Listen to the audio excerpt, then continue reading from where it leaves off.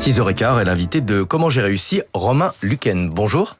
Bonjour Stéphane, bonjour à tous. Vous êtes cofondateur et PDG d'Aldoria, c'est une société spécialisée dans la surveillance de l'espace. Vous avez déployé un réseau de capteurs, des télescopes sur les 5 continents afin de surveiller les satellites, mais aussi les débris qui peuvent entrer en collision. Pour bien comprendre la difficulté de cette mission, combien est-ce qu'il y a aujourd'hui de gros débris et de satellites évidemment répertoriés au-dessus de nos têtes ?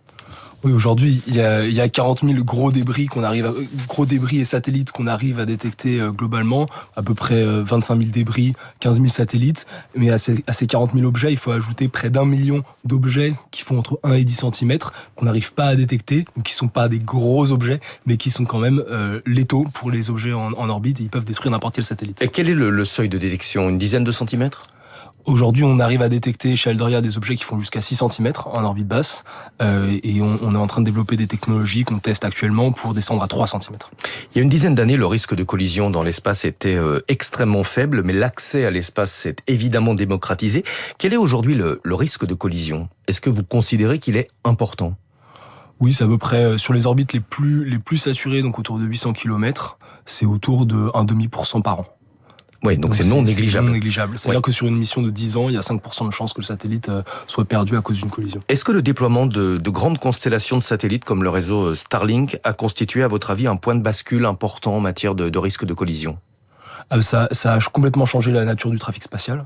Donc la constellation Starlink est sur une orbite relativement basse, autour de 500 km, ce qui permet aux objets, même s'il y a des collisions, même s'il y a une anomalie à bord, de rentrer dans l'atmosphère après quelques années de façon naturelle. Donc il y a une prise en compte dès le début de la problématique débris dans le déploiement de la constellation Starlink, mais pour tous les satellites qui veulent se mettre à poste au-delà de 500 km, il faut traverser toute cette couche de milliers de satellites Starlink, et ça entraîne d'autres risques de collision. D'autres risques, et des enjeux de coordination qui sont très importants. Est-ce qu'on peut prévoir vraiment tous les risques de collision ? Au départ, les satellites avaient des trajectoires, on va dire, assez simples, assez prévisibles. Je crois que ça n'est plus le cas aujourd'hui, notamment les satellites militaires qui sont de plus en plus agiles et qui peuvent changer de trajectoire. Oui, tout à fait. Les satellites militaires et les satellites civils, en fait, il y a eu un changement de paradigme dans la propulsion qui a été la propulsion électrique, qui s'est démocratisée depuis 15 ans à peu près. Et aujourd'hui, des satellites comme Starlink, mais aussi des satellites comme OneWeb, la constellation européenne, sont équipés de moyens de propulsion et effectuent des manœuvres quasiment tous les jours. Et effectivement, quand on fait une prédiction à 5 jours, mais qu'on n'a pas accès au plan de manœuvre, c'est difficile d'anticiper. D'où cet enjeu de coordination qui est aujourd'hui assez difficile avec la Chine, qui déploie elle aussi deux grandes constellations de satellites qui vont venir concurrencer Starlink.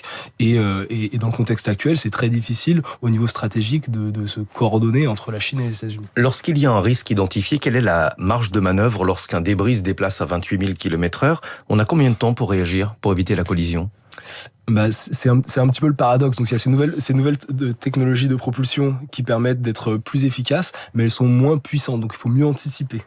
Donc elles induisent du risque et de l'incertitude, mais elles doivent être davantage anticipées. Donc globalement, c'est entre une heure, quelques heures dans le pire des cas, et si on peut anticiper quelques jours à l'avance, c'est beaucoup mieux. Donc il faut être vraiment assez rapide. Concrètement, comment est-ce que vous intervenez ? J'imagine que vous prévenez vos clients qu'il y a un risque de collision probable ou certain, et ce sont eux qui se chargent de modifier la trajectoire ? Oui, tout à fait. Ce sont nos clients qui pilotent leurs satellites. Nous, on fournit des informations sur la position, la trajectoire des satellites et sur le risque dans certains cas. Et on travaille également avec les institutionnels qui sont en charge de la sécurité du trafic spatial pour leur fournir ces informations de trajectoire. Et voilà, on se coordonne vraiment avec les services publics. Votre société, Aldoria, a été créée en 2017. Vous avez été l'un des premiers acteurs privés sur ce créneau en Europe, avec du flair, puisqu'à l'époque, on ne parlait pas autant des risques de collision. Qui sont vos clients aujourd'hui ?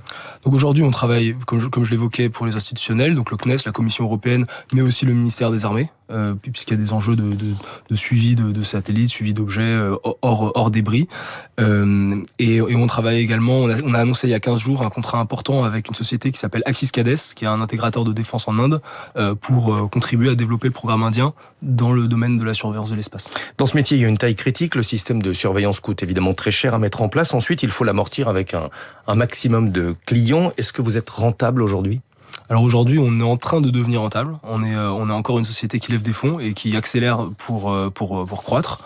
Mais on a réalisé pas loin de 4 millions de chiffres d'affaires l'année dernière, plus un certain nombre de subventions pour développer nos technologies. Et aujourd'hui, on commence à avoir un horizon de rentabilité à court terme. Vous êtes docteur en physique des plasmas. J'imagine que ça force un peu le respect dans les conversations lorsque vous êtes invité à dîner. Plus sérieusement, est-ce qu'il est facile de trouver, de recruter des profils comme le vôtre ? On a la chance en France d'avoir un écosystème spatial qui est assez riche, un écosystème académique qui est assez riche.